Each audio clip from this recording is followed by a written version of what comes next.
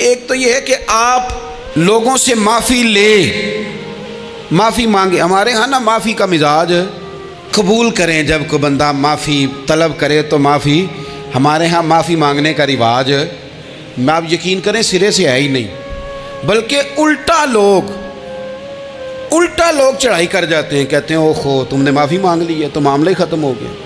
اور جو آدمی، میں بڑے زمانے سے کہہ رہا ہوں کہ میرے ملک میں ایک رواج بنتا جا رہا ہے، جس کی زبان جتنی زیادہ سخت ہوتی ہے اس کا عروج اتنا زیادہ ہوتا ہے. جو تھوڑا سا شرافت کا مظاہرہ کرے لوگ اسے بزدل سمجھ لیتے ہیں.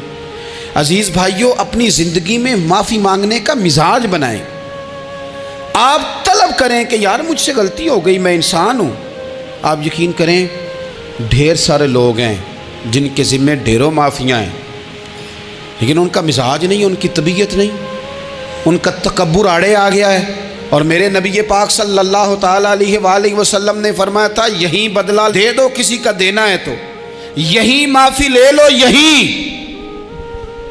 ورنہ فرمایا یاد رکھنا قیامت کے دن تو اس طرح ہوگا کہ اگر سینگ والی بکری نے بغیر سینگ والی بکری کو مارا ہوگا اسے بھی قیامت میں بدلہ دینا پڑے گا. یہیں معافی تلافی لے لو یہیں. تو ہمارے ہاں مزاج نہیں. مزاج بنائیں نا آپ، معافی کا مزاج بنائیں. رسمی ویسے معافیاں مانگتے ہیں، حج پہ جا رہا ہوں بھائی اگر کوئی ہو گئی تو معاف کر دینا، یہ تو رسم ہے، تو بڑی دنیا ادا کرتی. آپ کو پتہ ہے کہاں آپ کو معافی لینی ہے. تو جہاں جہاں اس طرح کے معاملات ہیں وہاں آپ کلیئر کریں. صحیح بخاری میں حدیث ہے حضرت ابو ذر غفاری سے، جب کسی نے کہا کہ آپ نے اسی طرح کے کپڑے خود پہنے ہیں جس طرح کہ آپ کے غلام نے پہنے، تو یہ کیا معاملہ ہے؟ تو فرمانے لگے، اعلانیہ خود بتانے لگے، فرمانے لگے مجھ سے ایک دفعہ غلطی ہو گئی تھی، میں نے ایک غلام کو جھڑک دیا تھا تو نبی پاک نے مجھے تنبیہ فرمائی، تو میں نے اس غلام سے معافی بھی مانگی، اور اس دن سے لے کر آج تک میں جس طرح کا خود لباس پہنتا ہوں اسی طرح کا اپنے غلام کو پہناتا ہوں. تو وہ خود بیان کر رہے ہیں، وہ لوگ اظہار کر رہے ہیں کہ ہم نے یہاں نبی پاک علیہ الصلوۃ والسلام کے تنبیہ کرنے پر ہم نے اپنے غلام سے، خادم سے یا کسی غلام سے معافی مانگی. تو معافی مانگنے سے بندے کا قد کبھی چھوٹا ہوتا ہے؟ میرے نبی پاک علیہ السلام نے فرمایا جو معافی مانگ لے اللہ تو اس کی عزت میں اضافہ کر دیا کرتا ہے. تو اس لیے ایک تو جہاں یہ معاملہ ہے وہاں، اور دوسری جو آیت میں نے تلاوت کی اس میں اللہ کہتا ہے کہ غصہ پی بھی جاؤ، معافی مانگو بھی اور معاف کر بھی دو.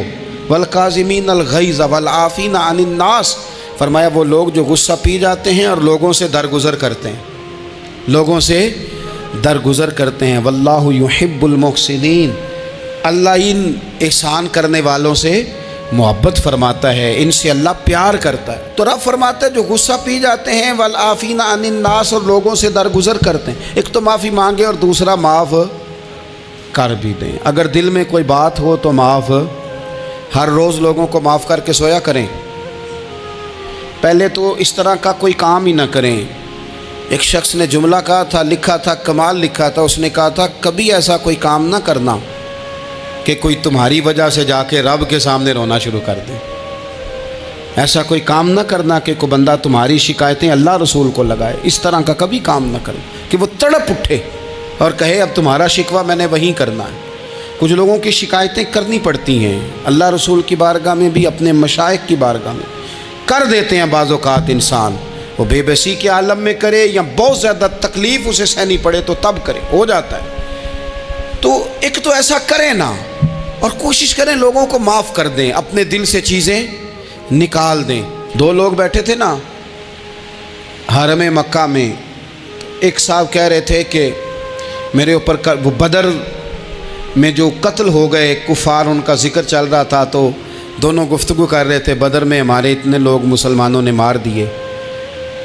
تو ایک ان میں کہنے لگے کہ اگر میرے اوپر قرض نہ ہوتا اور میرے چھوٹے چھوٹے بچے نہ ہوتے تو میں تو تلوار لے کے جاتا اور مدینہ شریف جا کے معاذ اللہ بدلہ لے آتا. دوسرا کہنے لگا میں دیتا ہوں نا تیرے بچوں کا خرچہ بھی اور میں تیرا قرضہ بھی اتارتا ہوں، تو جا. اس نے کہا پکی بات ہے؟ کہا ہاں، قرضہ بھی میں اتار دوں گا، تیرے بچوں کا خرچ بھی اٹھاؤں گا، تو جا. اس نے خنجر تیار کیا، تلوار تیار کی، گھوڑے پہ بیٹھا، گلے میں وہ تلوار اس نے اپنے ڈالی اور مدینہ شریف آ گیا. اتفاق کی بات یہ کہ ملاقات حضرت عمر سے ہوئی. جناب عمر کہنے لگے مجھے تیری نیت ٹھیک نہیں لگتی. پکڑا کدھر آئے ہو؟ کہنے لگا میں تو بدر کے قیدیوں کے بارے میں بات کرنے آیا. فرمایا تلوار لے کے؟ तलवार लेके चल तुझे हुजूर के पास लेके जाता हूँ। नबी करीम की बारगाह में ले गए तो हुजूर फरमाने लगे कैसे आए हो, कैसे आना हुआ? कहने लगे जी मैं तो बदर के जो कैदी आपके पास हैं उनकी बात करने आया था। तो हुजूर फरमाने लगे चल फिर बाकी की मैं सुनाऊं। ख्याल आया मुसलमान नेक व बद पहचान जाते हैं, मोहम्मद आदमी के दिल की बातें जान जाते हैं सल्लल्लाहु ताला अलैहि वसल्लम। फरमाया मैं सुनाऊं? हुजूर क्या? फरमाया तुम और फलां बिन फलां वहाँ बैठे हुए थे ना हरम मक्का में, फलां पहाड़ के साथ टेक लगा के, और तुमने ये कहा था ना कि कर्जा ना होता, बच्चे छोटे ना होते तो बद्र के मकतूलीन का मैं बदला लेता।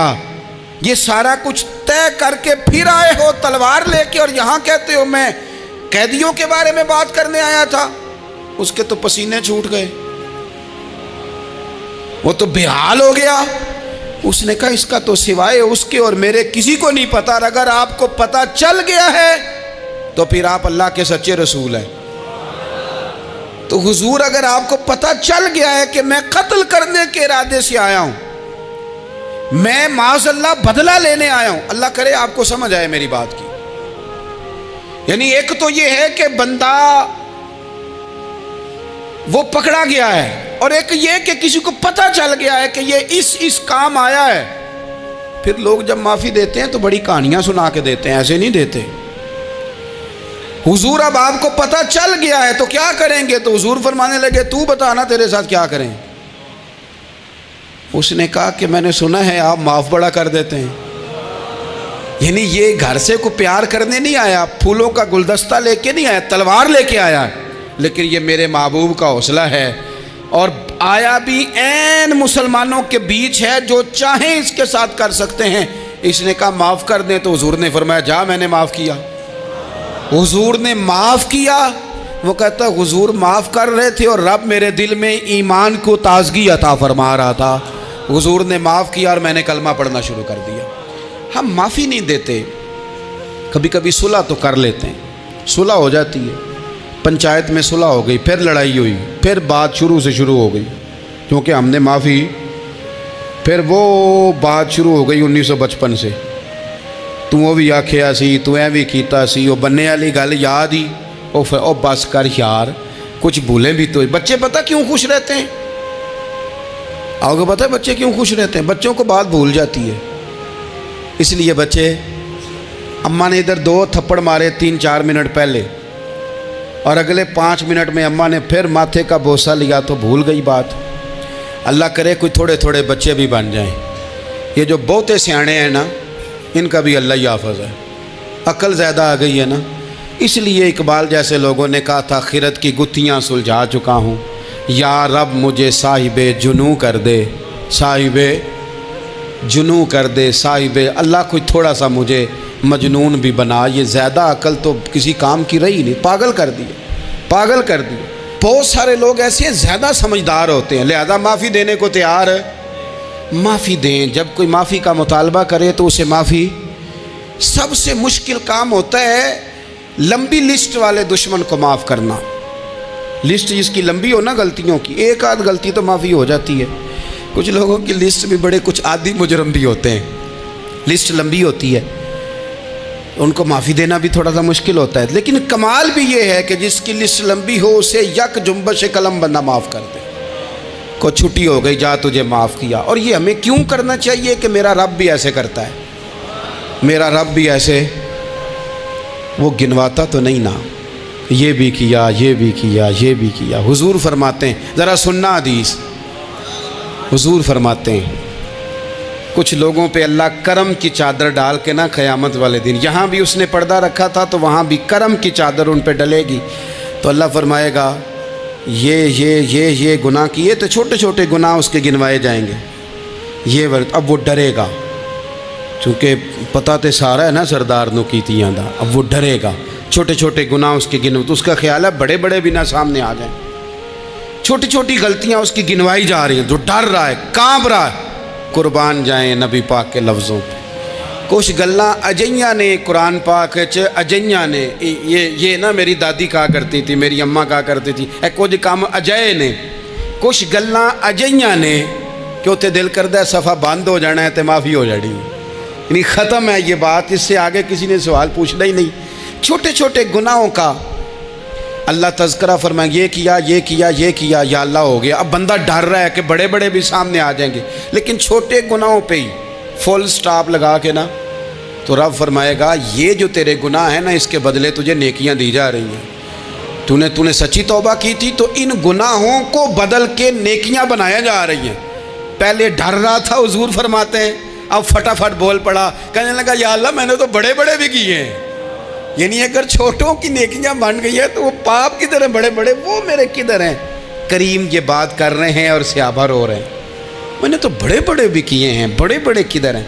اللہ تعالیٰ بندوں کو معاف فرماتا ہے، رب اپنے بندوں کو وہ معاف کرتا ہے۔ اگر اللہ معاف نہ کرے تو جتنے جرم ہمارے رب کو ہمارا پتہ ہے، بتاؤ سویرے روٹی ملے، سانس ملے، شعور قائم رہے، جب مالک اتنا معاف کرتا ہے تو ہم اس کے بندوں کو کیوں نہیں معاف کرتے؟ کر دیں معاف۔ پکے لوگ کھڑے تھے، پکے دشمن کھڑے تھے فتح مکہ کے دن حضور کے سامنے، اور کچھ لوگ ایسے ہوتے ہیں جن سے امید نہیں ہوتی، اپنے ہوتے ہیں کہ یہ والا جملہ، اور بندہ کہتا ہے یار تجھے تو نہیں نہ کہنا چاہیے تھا، کوئی اور کہتا مجھے۔ کہتے ہیں، یہ نہ سمجھیں کہ لوگ کہتے نہیں، کہنے والے، یہ بات ہی آپ چھوڑ دیں کہ کوئی آپ کو کچھ کہے گا نہیں، یہ چھوڑ دیں۔ مخلوق تو اس طرح کی بات ڈھونڈ کے لاتی ہے کہ انسان پریشان ہو جاتا ہے کہ یار میں یہ کر سکتا تھا، میں نے کیا نہیں، اور جو میں نے کیا نہیں وہ تو نے میرے کھاتے ڈال دیا ہے۔ ایسے لوگ سامنے کھڑے ہو گئے فتح مکہ کے دن کہ جن کے چہروں سے ان کی زیادتیاں عیاں ہو رہی تھیں، ان کے ظلم چھلک رہے تھے چہروں سے۔ حضور کے سامنے کھڑے ہیں، کانٹے بچھانے والے بھی، روڑے مارنے والے بھی، گلے میں رسیاں ڈال، سارے کھڑے ہیں۔ حضور نے فرمایا بتاؤ تمہارے ساتھ کیا سلوک کروں؟ انہوں نے کہا آپ کریم ہیں۔ تو حضور نے پتہ کیا کہا؟ قرآن پاک میں ایک سورہ یوسف ہے، کچھ لوگوں کو لفظ قصہ بھی بڑا برا لگتا ہے، تو اللہ فرماتے ہیں نحن نقص علیک احسن القصص، محبوب ہم آپ کو ایک سونا قصہ سنانے لگے ہیں۔ اس کو اللہ نے قصہ کہا، سونا قصہ، سورہ یوسف کو۔ تو سورہ یوسف کیا ہے بھلا؟ ذرا انداز دیکھیے سورہ یوسف کا۔ پہلے حضرت یوسف لاڈلے ہیں باپ کے، لاڈلے، پھر اسی جناب یوسف کے منہ پہ تماچے ہیں، پھر وہی جناب یوسف کنویں میں ہیں، پھر کنویں سے بچ گئے، کنویں میں گرا بھی بندہ کبھی بچتا ہے، بچ گئے، اللہ کی شان ہو تو بچ جاتا ہے، بچ گئے۔ فرماتے ہیں میں نے سمجھا بچ گیا ہوں، جب بچ گیا تو بڑی تکلیف ہوئی۔ بھائیوں نے کہا ہمارا غلام ہے، ہم نے بیچنا ہے۔ سگے بھائیوں نے بیچا، جو باپ کی طرف سے سگے تھے بیچا۔ فرماتے ہیں میں بکا، اب بڑا پریشان تھا کہ یار کبھی آپ غور کریں نا کسی کا ریٹ لگ جائے۔ فرماتے ہیں اب بڑا پریشان تھا، اور جب میں مصر میں گیا تو میں کونے میں کھڑا ہوں اور لوگ مجھے خرید رہے ہیں۔ محبت میں یہ قصہ سنانا تو آسان ہے کہ بی بی اٹی لے کے آ گئی تھی، پر جو بیکرا ہے اس کا بھی تو حال دیکھو نا کیا ہے، اس کا ریٹ لگ رہا ہے، یہ بھی تو بڑی۔ اور جناب یوسف کہتے ہیں پھر عزیز مصر نے خرید لیا تو بادشاہ کے گھر گیا تو کچھ سکھ کا سانس آیا۔ یہ حضرت یوسف ہیں، یہ لاڈلے ہیں۔ فرماتے ہیں سکھ کا سانس لیا ہی تھا کہ جناب زلیخا نے الزام لگایا، اور وہ غلطی معاذ اللہ جس کا تصور بھی نہیں، اس کی پاداش میں سالوں جیل کاٹا۔ لیکن خدا کی حکمت ہے نا، اللہ کا کرم ہے نا، جس ملک کے وہ قیدی تھے رب نے اسی ملک کا حکمران بھی بنا دیا۔ یہ اللہ کی حکمت ہے نا، تقاضے ہیں نا۔ صبح کے تخت نشین شام کے مجرم ٹھہرے، ہم نے پل بھر میں نصیبوں کو بدلتے دیکھا، وہ جو چاہے جب چاہے کر دے۔ تو جب وہی بھائی مجبور ہو کر سوالی بن کر سامنے آئے ہیں، پتہ کیا ہوتا ہے، بندہ معاف کر دیتا ہے، بہت سارے لوگ معاف کرتے ہیں پر کہانیاں سنا کے، پتہ جے نا ادوں کی آکھیا سا جے، پتہ جے نا ادوں کی کیتا سا جے، پھر پتہ جے نا تسی اے بھی آندے سو، یہ ساری کہانیاں سنا کے لیکن حضرت یوسف کے سامنے کھڑے ہو گئے. جناب یوسف نے بات چھیڑی کوئی نہیں، فرمایا تم سے بات ہی کوئی کرنی، جاؤ تمہیں سارا کچھ معاف کیا. اب جب یہ لوگ مکے والے حضور کے سامنے کھڑے، اس طرح معافی دینی چاہیے. یہ جب سامنے کھڑے ہوئے تو حضور نے فرمایا پتہ ہے تمہارے ساتھ کیا سلوک کرنے والا ہوں؟ کہا حضور نہیں. فرمایا وہی جو جناب یوسف نے بھائیوں کے ساتھ کیا تھا. پچھلا صفحہ پلٹنا ہی کوئی نہیں، جاؤ تمہیں معاف کیا، جاؤ تمہیں معاف کیا، جاؤ تمہیں معاف کیا. اور صرف معاف نہیں کیا، ساتھ عزت بھی دی. سب سے زیادہ مقابلے تو حضرت ابو سفیان نے کیے تھے نا، آخر تک وہ آئے تھے. آج وہ کلمہ پڑھ رہے ہیں، سردار ہیں، کلمہ پڑھ رہے ہیں، تو نبی پاک نے صرف معافی نہیں دی، عزت بھی دی. فرمایا جناب ابو سفیان چونکہ اب مسلمان ہو گئے ہیں، میں سب کو معاف کرتا ہوں، جو اپنا اندر سے دروازہ بند کر لے اسے بھی معاف کرتا ہوں، اور جو ابو سفیان کی حویلی میں آ جائے اسے بھی معاف کر دوں گا. تو ابو سفیان وہ کہتے ہیں میں حیران ہی ہو گیا کہ اتنی بڑی بات، معافی بھی دی اور ساتھ عزت بھی دی. تو آج جو سبق آپ کی خدمت میں نے عرض کیا ہے، اس کو آپ امید ہے یاد رکھیں گے. ایک تو یہ کہ معافی مانگ لیں. اگر کسی جگہ ہمارا معافی مانگنا اگر ہم سمجھتے ہیں، ہمارا دل ضمیر گواہی دیتا ہے کہ مجھے معافی مانگنی چاہیے تو معافی مانگیں. اور دوسرا پھر معافی دیں بھی، اور معافی دیں، سیاسی صلح نہ کریں، معافی دیں تو پھر واقعی دیں، دل سے دیں. اور آخری بات یہ کہ جس طرح ہم نے لوگوں سے معافی لینی ہے اور معافی دینی ہے، اسی طرح جہاں ہم سے شرعی قباحتیں ہوئی ہیں، اخلاقی کمزوریاں ہوئی ہیں، ایک بات تو اچھی طرح سمجھ لیں کہ نفل پڑھنے سے حقوق العباد نہیں معاف ہوتے، وہ بندے سے معافی مانگنے سے ہی ہوتے. ساری رات کو بندہ تسبیح پڑھے اور کہے کہ میں نے اماں کی نافرمانی کیا تو معافی ہو جائے گی، نہیں، وہ اماں ہی معاف کرے گی تو معافی ہوگی، وہ ابا ہی معاف کرے گا تو پھر ہی معافی ہوگی. تو جو جہاں شریعت کی مخالفت کی ہے وہاں بھی معافی مانگیں، اللہ کے حضور گڑ گڑائیں، توبہ کریں، اور توبہ بدل جانے والی کریں، تبدیل ہو جانے والی توبہ کریں. معافی مانگ بھی لیں، معافی دے بھی دیں. اور آپ سے یہ بھی گزارش کروں گا کہ جہاں اللہ رسول کی ہم سے نافرمانی ہوئی ہے وہاں تنہائی میں 2 نفل پڑھ کے، تنہائی میں اللہ تعالیٰ سے بھی معافی کے خواستگار ہوں. یاد رکھیں جب اس کی خفیہ تدبیر آ گئی تو پھر معافی کا وقت ہو سکتا ہے خدا نہ کرے ہمیں نہ مل سکے، تو اب وقت ہے، خوب استغفار کریں، خوب معافی مانگیں. اللہ تعالیٰ آپ کو اور مجھے عمل کی توفیق عطا فرمائے.